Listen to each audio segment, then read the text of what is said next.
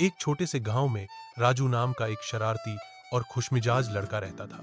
उसे खेलना और नए नए दोस्त बनाना बहुत पसंद था। राजू को चित्र बनाना भी बहुत अच्छा लगता था, लेकिन उसके पास रंग बिरंगी पेंसिलें नहीं थी। वह बस एक पुरानी सी काली पेंसिल से ही काम चलाता था।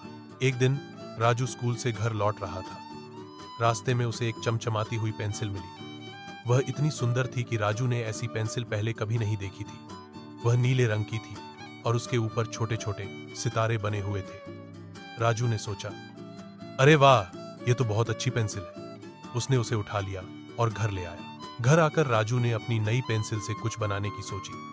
उसने अपनी कॉपी खोली और एक सुंदर फूल का चित्र बनाना शुरू किया। जैसे ही उसने चित्र पूरा किया, उसे देखकर हैरानी हुई। फूल का चित्र उसकी कॉपी से बाहर निकलकर हवा में तैरने लगा।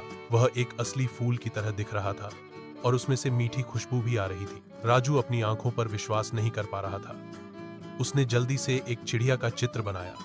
पलक झपकते ही वह चिड़िया भी कॉपी से बाहर निकलकर कमरे में उड़ने लगी और मीठा गाना गाने लगी। राजू समझ गया कि यह कोई साधारण पेंसिल नहीं, बल्कि एक जादुई पेंसिल थी।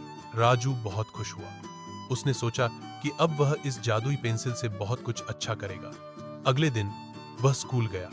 उसकी कक्षा में एक बच्चा था, टीनू, जिसके पास खेलने के लिए कोई खिलौना नहीं था। टीनू अक्सर उदास रहता था। राजू को टीनू को देखकर बुरा लगा। राजू ने अपनी जादुई पेंसिल निकाली और चुपचाप एक बड़ी सी खिलौनों की दुकान का चित्र बनाया। जैसे ही उसने चित्र पूरा किया, कॉपी पर एक असली खिलौनों की दुकान दिखाई देने लगी, जिसमें ढेर सारे रंग बिरंगे खिलौने रखे थे। राजू ने टीनू को दुकान में से एक सुंदर सी लाल गेंद निकालने को कहा। टीनू ने जैसे ही गेंद को छुआ, वह उसके हाथ में आ गई। टीनू अपनी नई गेंद को पाकर बहुत खुश हुआ। उसकी उदासी गायब हो गई और वह राजू के साथ खेलने लगा। राजू ने और भी कई चित्र बनाए। भूखे लोगों के लिए स्वादिष्ट खाना, प्यासे पौधों के लिए बारिश और एक उदास बूढ़े आदमी के लिए प्यारा कुत्ता।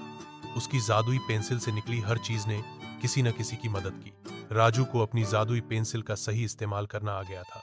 उसने सीखा कि सबसे बड़ा जादू किसी और की मदद करने में होता है। उस दिन के बाद से राजू अपनी जादुई पेंसिल का इस्तेमाल हमेशा दूसरों की भलाई के लिए करता रहा और गांव में सब उसे राजू जादूगर कहने लगे। क्या आप कोई और कहानी सुनना चाहेंगे?